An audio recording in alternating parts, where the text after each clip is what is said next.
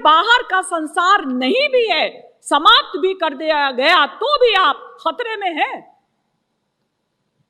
आप लोगों को जानकर आश्चर्य होगा कि जन्म से जो अंधा है, जन्म सूर भी सपना देखता है।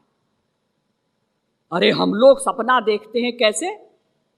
हमने जो दिन में देखा वही रात को सपने में अंड बंड ढंग से जुड़कर हमको दिखाई देता है। जैसे हमने देखा कि भाई देखो आकाश में पक्षी उड़ रहे हैं, तो बचपन में जब हमने देखा तो हमने सोचा काश हमारे भी पंख होते तो हम भी आकाश में उड़ते। अब सपने में क्या हुआ? हम पक्षी तो नहीं बने, मनुष्य ही रहे, लेकिन हमारे पंख लग गए और हम आकाश में उड़ने लगे परियों की तरह। तो हम लोग जो सपना देखते हैं वो तो दिन में जो देखा है उसी को रात को प्लस माइनस करके कुछ दिखाई देता है। लेकिन जिस व्यक्ति ने, जो बचपन से अंधा है, कभी कुछ बाहर का संसार देखा ही नहीं, सत्य संसार को देखा ही नहीं, वो भी सपने देखता है हमारी ही तरह। कैसे? ये मिथ्या संसार का कमाल है, ये मन के संसार का कमाल है। पिछले जन्मों में तो उसने संसार देखा था ना, पूर्व जन्मों में तो उसने ये सत्य संसार देखा था। तो कारण शरीर के साथ संस्कार के रूप में वो संसार साथ में है। हमारे 3 शरीर होते हैं ना, स्थूल शरीर, सूक्ष्म शरीर, कारण शरीर। स्थूल शरीर तो आप देख रहे हैं, सभी जानते हैं। सूक्ष्म शरीर माने जैसे ये कान है, कान से हम सुनते हैं, तो क्या ये जो बड़े बड़े कान दिखाई दे रहे हैं इससे सुनाई देता है? ना, इसमें एक इंद्रिय शक्ति है, उससे हमको सुनाई पड़ता है, इस कान से नहीं सुनाई पड़ता। लोगों के बड़े बड़े कान होते हैं, बहरे हो जाते हैं, सुनाई नहीं देता। बड़ी बड़ी आंखें, दिखाई नहीं देता, क्योंकि इंद्रिय जो शक्ति है सूक्ष्म वो नष्ट हो गई है। तो एक तो स्थूल शरीर, दूसरा सूक्ष्म शरीर, और तीसरा है कारण शरीर। मैं तो संक्षेप में आपको ऐसे ही बता दिया, इसका तो बहुत डिटेल है। कारण शरीर माने वासनात्मक शरीर, जहां हमारी वासनाएं जाती हैं, अनंत जन्मों का चिंतन, अच्छे बुरे पाप पुण्य का जो भी हमने चिंतन किया है, अच्छा बुरा, वो कारण शरीर में रहता है सदा। वासनात्मक शरीर कहते हैं उसको। तो वो तो सबके साथ रहता है। यहां तक कि महाप्रलय के बाद जब दोबारा सृष्टि होती है तो वो कारण शरीर है, वही वाला आता है। ऐसा नहीं कि अगले प्रलय के बाद जब सृष्टि हुई तो कारण शरीर अलग हो जाएगा ना। अनंत जन्मों का साथी है ये हमारा मन, और हमारे साथ ये कारण शरीर, इसीलिए हमारे अच्छे बुरे संस्कार। तो देखिए, जन्मसूर भी सपना देखता है। तो मैंने आपको बताया कि अगर बाहर का संसार समाप्त भी कर दिया जाए और अंदर का संसार मिथ्या संसार बना हुआ है तो हम लोग खतरे में हैं।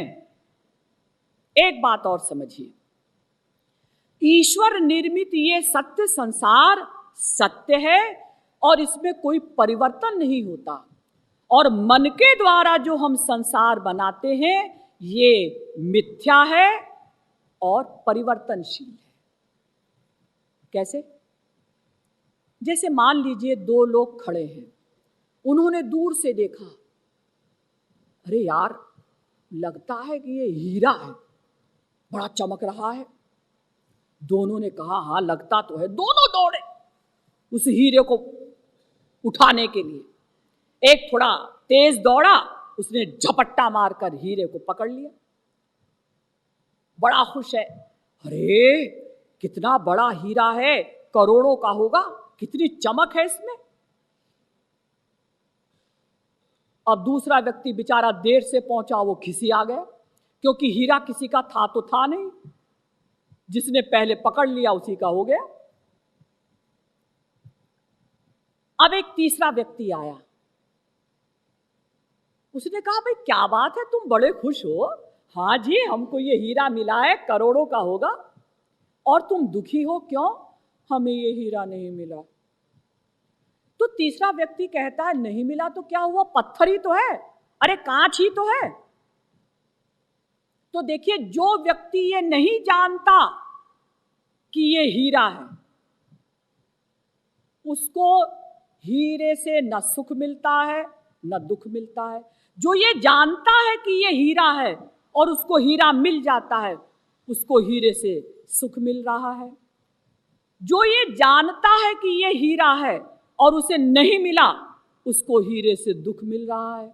तो हीरा सत्य वस्तु है और उसमें कोई परिवर्तन नहीं, लेकिन हम जो मन के द्वारा वासनाएं, इच्छाएं बनाते हैं, ये मिथ्या है और परिवर्तनशील है। एक लड़की खड़ी है या एक स्त्री खड़ी है, एक ने कहा मेरी बेटी आ गई, दूसरे ने कहा ये मेरी बहन है, तीसरे ने कहा मेरी मम्मी आ गई, चौथे ने कहा मेरी स्त्री आ गई। वो स्त्री एक है, सत्य है, उसमें कोई परिवर्तन नहीं। हम जो अलग अलग अपने मन के द्वारा वासनाएं बनाते हैं, इच्छाएं, कल्पनाएं करते हैं, वो मिथ्या है और परिवर्तनशील है। अब हम चलते हैं आदि जगत गुरु शंकराचार्य जी और उनके अनुयायियों के पास, जो ये कहते हैं कि संसार मिथ्या है। आप किसी सन्यासी से पूछिए, भाई आप सन्यास लेने के बाद भिक्षाटन करते होंगे, भिक्षा मांगते होंगे। आपने अपना घर छोड़ दिया, लेकिन आपको भोजन तो करना पड़ेगा ना, तो आप भिक्षा मांगकर भोजन करते हैं। हाँ, तो जब ये संसार मिथ्या है तो आप रोटी क्यों खाते हैं? रोटी क्या सत्य वस्तु है? आप कहते हैं, यानी अद्वैत मतावलंबी कहते हैं ना, संसार मन की कल्पना है, कंफ्यूजन है। तो हमारा उनसे प्रश्न है कि आप ये कहते हैं कि ये संसार केवल भ्रम है, कंफ्यूजन है, मन की कल्पना है, तो अब तो आपका मन मर चुका। क्या मतलब? मतलब ज्ञानी लोग जब ज्ञान की अंतिम अवस्था पर पहुंच जाते हैं, उनको ब्रह्म ज्ञान हो जाता है, उससे तुरंत पहले उनका मन मर जाता है, ये अंतःकरण निवृत्त हो जाता है, तब निराकार ब्रह्म का दर्शन होता है। तो हमारा क्वेश्चन है सन्यासियों से कि भाई आप कहते हैं ये संसार केवल मन की कल्पना है वह कुछ नहीं, तो अब तो आपका मन मर चुका, तो आपके लिए संसार समाप्त हो जाना चाहिए।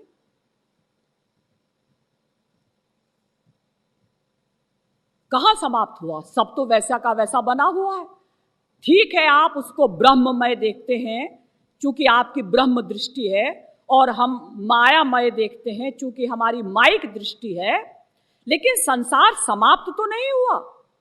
सब नदियां वैसी की वैसी बनी हैं, इतने लोग ब्रह्म ज्ञानी हो गए, इतने लोग ज्ञानियों ने ब्रह्म को प्राप्त किया, लेकिन संसार कहां समाप्त हुआ? यहां तक कि आदि जगत गुरु शंकराचार्य जी ने जब पुस्तकें लिखी होंगी, अगर संसार केवल मन की कल्पना है, कुछ है नहीं, तो कागज कहां से आया, पेन कहां से आया, स्याही कहां से आई? इसलिए आप ये नहीं कह सकते कि ये माया भ्रम है। आप किसी ज्ञानी से पूछिए, भाई माया भ्रम तो नहीं है, हर ग्रंथ में लिखा है कि माया भगवान की शक्ति है, और अगर माया भ्रम होती, यानी कंफ्यूजन होता, ये माया ना होती, ऐसा होता, अगर केवल मन की कल्पना होती, तो फिर मन की कल्पना सबकी अलग अलग होनी चाहिए थी, एक सी कैसे हो गई?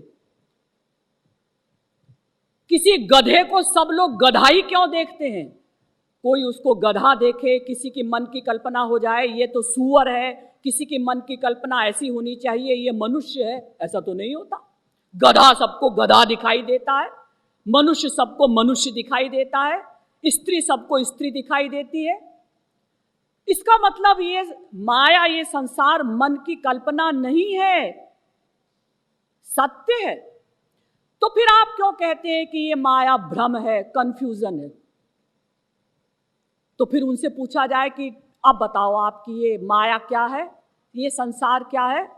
अब वो कुछ उत्तर तो दे नहीं पाते, तो कह देते हैं अनिर्वचनीयम। जीव क्या है? अनिर्वचनीय। ब्रह्म क्या है? अनिर्वचनीय। माया क्या है? अनिर्वचनीय। अनिर्वचनीय माने जो बताया ना जा सके। ये तो ऐसा ही हुआ जैसे कोई बच्चा पेपर देने जाए और क्वेश्चन पेपर उसके सामने आ गया, उसमें कई क्वेश्चन है, हर क्वेश्चन के आंसर में वो लिख दे अनिर्वचनीयम, फिर दूसरा क्वेश्चन उसके नीचे लिख दे अनिर्वचनीयम, यानी बताया नहीं जा सकता। तो उसको क्या नंबर मिलेगा? 100 में से 0।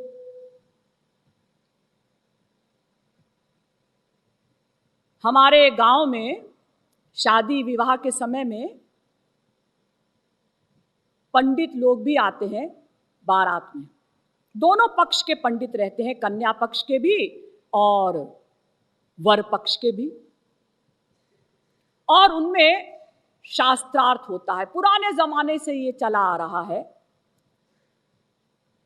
आजकल तो अधिकांश शास्त्रार्थ दोनों पक्षों के विद्वानों का शास्त्रार्थ व्याकरण से होता है, ग्रामर से। लेकिन पुराने समय में दर्शन शास्त्रों से भी शास्त्रार्थ हुआ करता था। तो एक बार एक गांव में एक बारात आई। वो बारात आई काशी से। काशी के बड़े बड़े विद्वान थे उसमें, और कन्या पक्ष में कोई विद्वान नहीं था।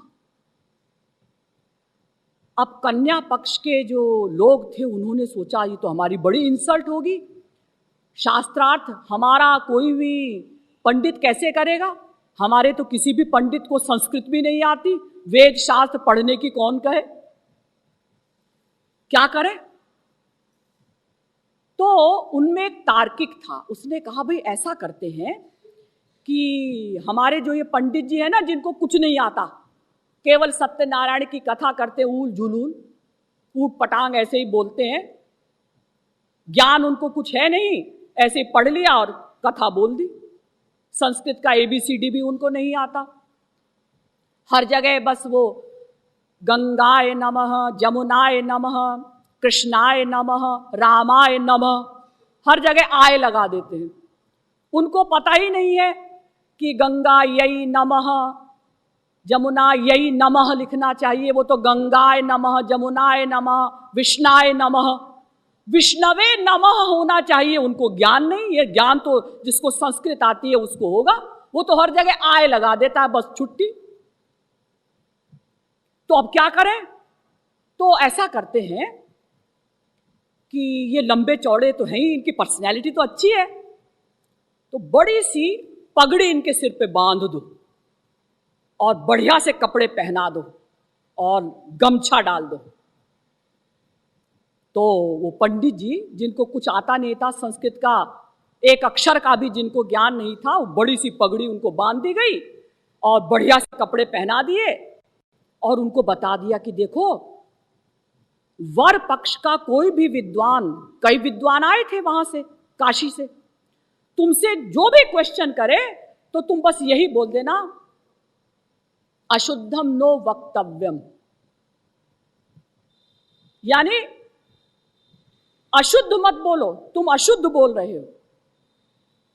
अब एक विद्वान ने कुछ प्रश्न किया, तो ये कन्या पक्ष का विद्वान जिसे कुछ नहीं आता था, उसने बोल दिया अशुद्धम नो वक्तव्यम।